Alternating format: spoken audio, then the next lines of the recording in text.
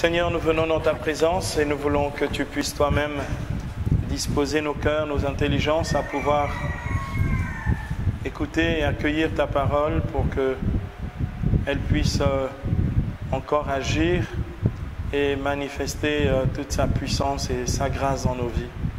Au nom du Père, du Fils et du Saint-Esprit. Amen. Donc, la prédication et les miracles, c'est souvent en fait cette chose-là qui nous échappe. Pour la simple bonne raison, nous n'avons pas appris à prêcher et nous avons accumulé avec des années des habitudes liées à un certain confort des assemblées charismatiques dans lesquelles on ne prêche pas d'abord, on exhorte, donc on ne peut pas voir de miracles puisque les miracles sont attachés à la prédication de l'évangile. Et la Bible dit dans Marc 16, 20, comme vous le savez, ils s'en allèrent prêcher en tout lieu, le Seigneur agissant avec eux, confirmait la parole par les signes et les prodiges qui l'accompagnent. Donc, normalement, c'est le Seigneur qui agit avec nous par le moyen de la prédication. Pour ça, il faut vraiment prêcher. Donc, quand j'exhorte, je donne des conseils, ou je corrige, ou j'encourage. Bon, les gens vont être touchés, je vais éveiller la conscience des gens, je vais interpeller les gens. Ok, donc ceux qui accueillent, accueillent, ceux qui n'accueillent pas, n'accueillent pas. En revanche, ce qui est différent, c'est-à-dire la prédication, c'est que j'annonce ce que Dieu fait, ou ce que Dieu va faire. Prêcher, c'est annoncer ou proclamer ce que Dieu va faire. Si je prêche la guérison, Dieu fait des guérisons. Si je prêche la conversion, Dieu fait des conversions. Si je prêche la libération, Dieu libère. Donc, mais si je ne prêche pas et que j'exhorte, voilà. Donc ça, c'est un premier déficit. Donc une première erreur qui fait qu'on se demande, mais pourquoi il n'y a pas beaucoup de guérisons, de signes, de miracles dans nos assemblées? Parce qu'on ne prêche pas. Première chose, on ne prêche pas quoi? L'évangile. Pas d'autres discours de sagesse, mais vraiment l'évangile. Donc, première chose. Deuxième chose, parce que on a pris l'habitude que l'agir de Dieu doit nécessairement être médiatisé ou passer par les paroles de type prophétique, paroles de connaissance immédiate, choses comme ça. Pour nous, là, Dieu agit, c'est qu'on a fait nos exhortations, on va s'asseoir, et puis les uns les autres, à tour de rôle, donnent des paroles de connaissance. C'est vrai que si on fait ça, ça veut dire que non seulement on ne sait pas ce qu'est la prédication, et on ne permet pas à Dieu d'agir par la prédication, puisqu'on considère qu'il agit par la parole de connaissance. Ceux qui le savent, ici, qui ont été à ce cours niveau 1, savent que la prédication se suffit à elle-même. C'est-à-dire que ce qui est annoncé, c'est ce qui s'accomplit. La prédication, la parole de la prédication, ce n'est pas un logos qui est une parole d'enseignement, une parole de science, une parole qui aide à comprendre les mystères.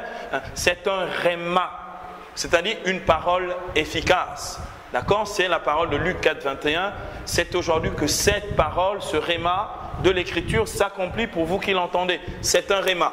C'est une parole qui est un événement de la grâce. Une parole qui libère la grâce et qui fait que ce qui est annoncé s'accomplit. C'est ça la prédication.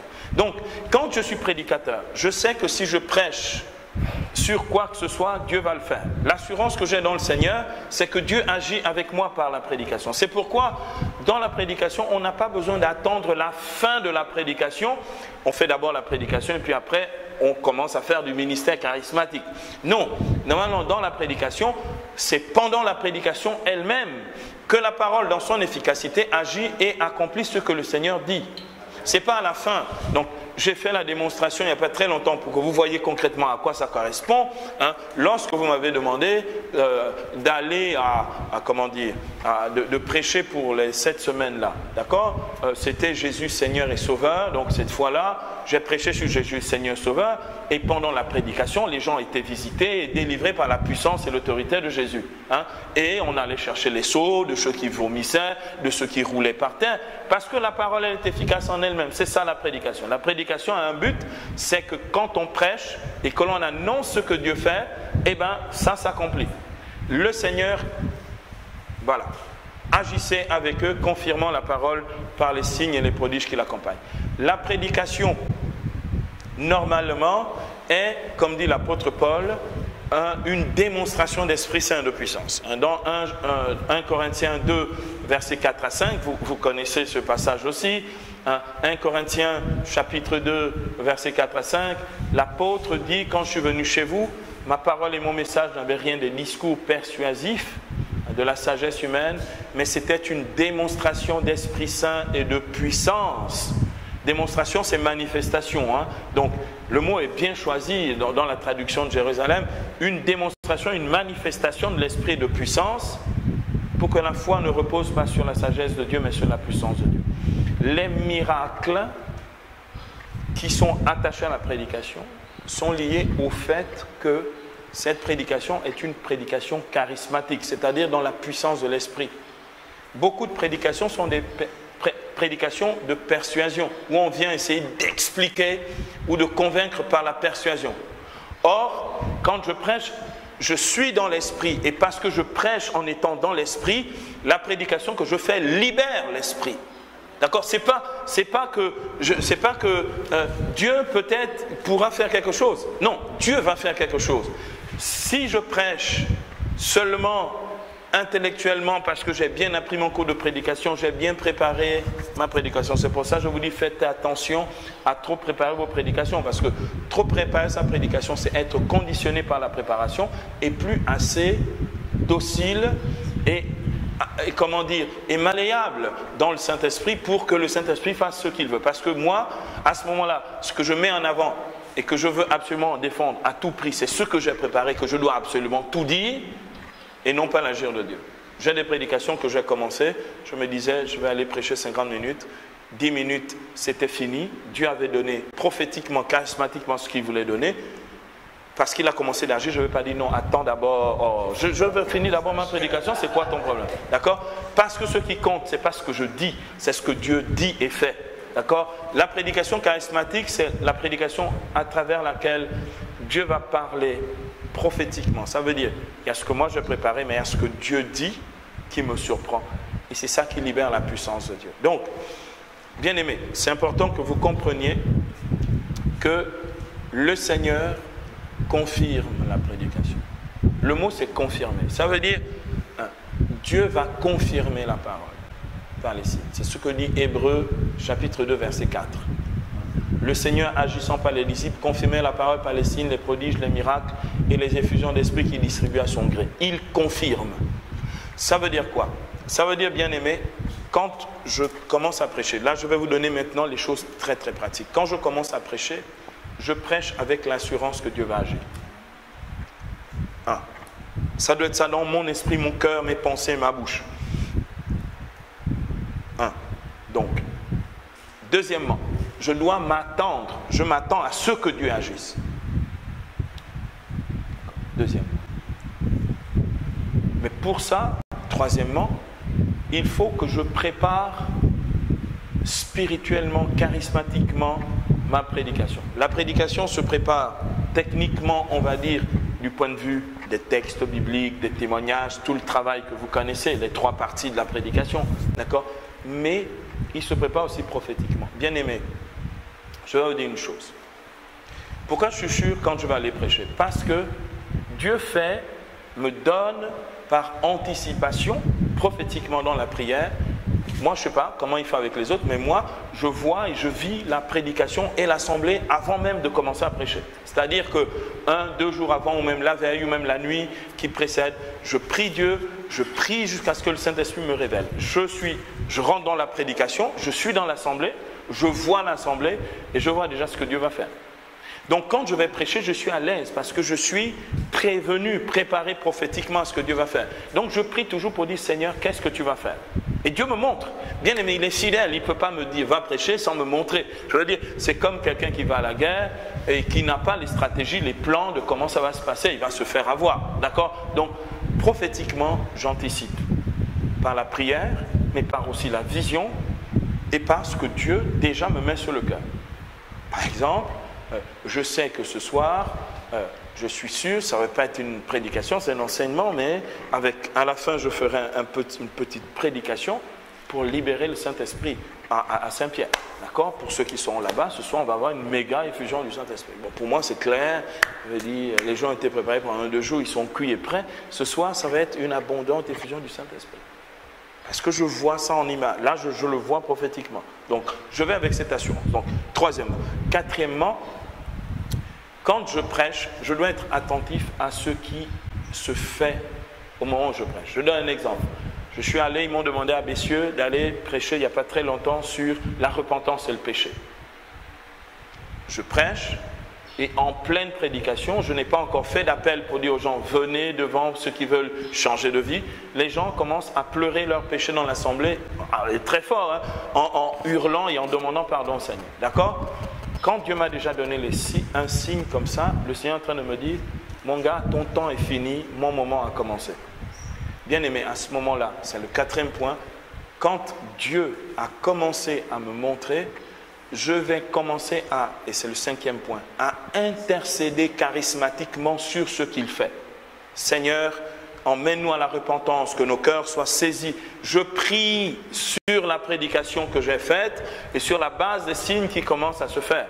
Parce que les signes confirment la prédication. Ça veut dire que la prédication est faite si les signes ont commencé à confirmer. Si c'est confirmé, je ne recommence pas la prédication ou je ne continue pas. Donc, à ce moment-là, je rentre dans les signes. Ils vont s'intensifier parce qu'ils ont commencé. D'accord? Donc, du coup, j'intercède charismatiquement sur les signes et ils vont se multiplier. J'étais 5e. 6e, pour que les signes s'intensifient, il faut que je fasse adhérer l'assemblée à ce que Dieu donne. Pour faire adhérer l'assemblée, il faut faire prier l'assemblée.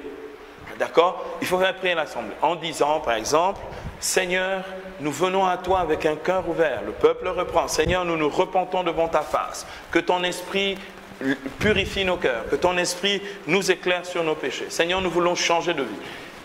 Lorsque le peuple rentre dans cette prière d'adhésion à la parole, Dieu commence d'agir. D'accord? Donc, mais si vous dites, j'ai prêché, bon, j'attends, Dieu va faire. J'attends. Puis tout le monde attend, puis on attend tous. Bon, et puis de temps en temps, on dit au ministère de chant, chante-nous quelque chose. Alors au ministère, chant n'est pas dans le coup, il vous chante un faux truc qui casse complètement tout ce que tu as fait avant. Dans ces cas-là, bien aimé, vous dites au ministère chant, oh pardon, laisse tomber, nous on va prier de manière spontanée dans l'esprit. Hein. Il vaut mieux qu'on ne sorte pas de la prédication. Hein. J'insiste sur le fait que celui qui prêche doit vraiment leader la prière au début, pour que même s'il y a d'autres frères qui vont venir le soutenir et prier avec lui, ce soit lui qui, dans le prolongement de la prédication, parce que des fois vous avez une prédication et ce pourquoi on prie, c'est complètement autre chose qui n'a plus rien à voir avec la prédication. D'accord? Donc, 6e, il faut faire prier l'assemblée pour qu'elle adhère à l'action de Dieu, pour qu'elle rentre dans les miracles de Dieu. 7e et dernier point, faites-vous aider par le ministère de louange.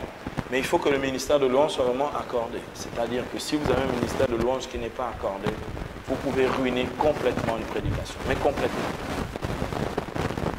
Donc, pour que les miracles se fassent, il faut prêcher l'évangile. Il faut être attentif à ce que Dieu déclenche par l'évangile dans l'assemblée.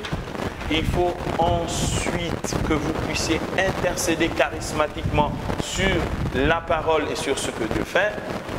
Et ensuite, associer, c'est vous qui faites rentrer le ministère de louange dedans.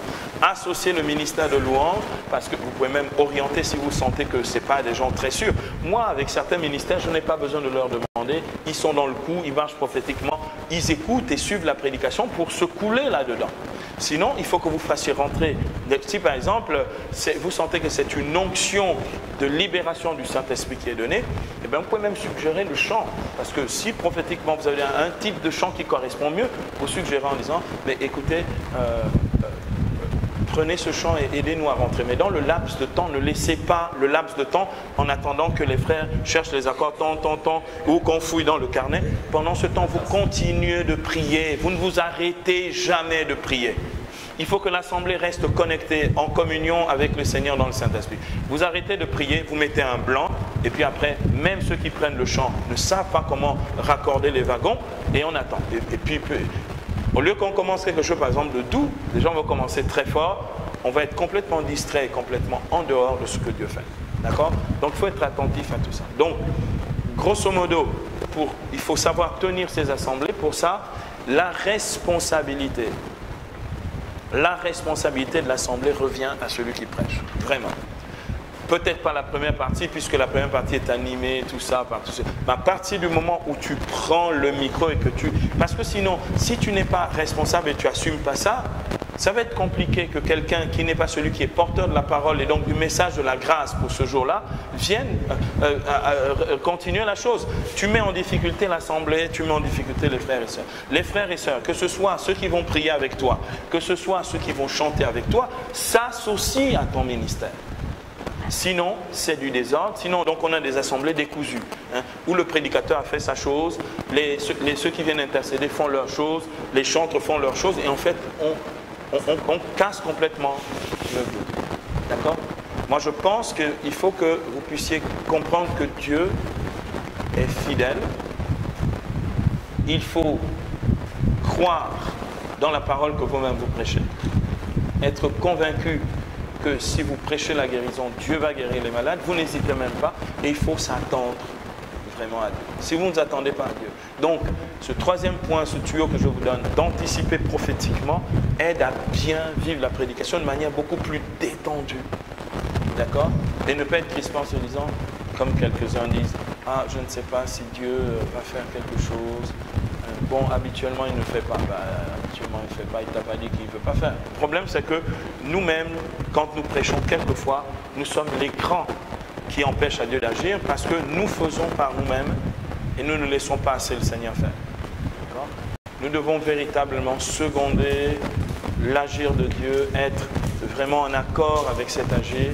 Et bien aimé, si par exemple, il y a des guérisons, une guérison par exemple des yeux, il faut la mettre en valeur suffisamment dans l'assemblée. Vous dites, par exemple, quelqu'un dit, je vois. L'assemblée, les miracles ont commencé. Vous faites venir la personne devant en disant, dis-nous qu'est-ce que le Seigneur est en train de faire pour toi.